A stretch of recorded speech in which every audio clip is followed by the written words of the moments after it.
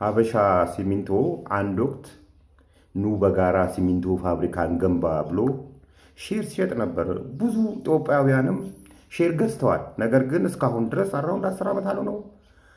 እስካሁን ድረስ ጠቅላላ ጉባኤም እንዳላረጉ ትርፍና ኪሳራቸውንም እንደማያውቁ ነው ያለውና የት ነው ያለኸው ካለህ አቤት በል። አሊያንስ ትራንስፖርት የሚባል ነበረ አዲስ አበባ ላይ፣ እነዚህ ቢጫ ባሶች ማለት ነው። እነሱ ራሳቸው ሼር ሆልደሮቹ ሼር ከመግዛት ውጪ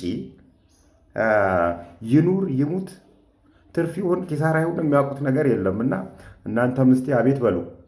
ወሊን ትራንስፖርት ይሄም የት እንደሄደ አይታወቅም።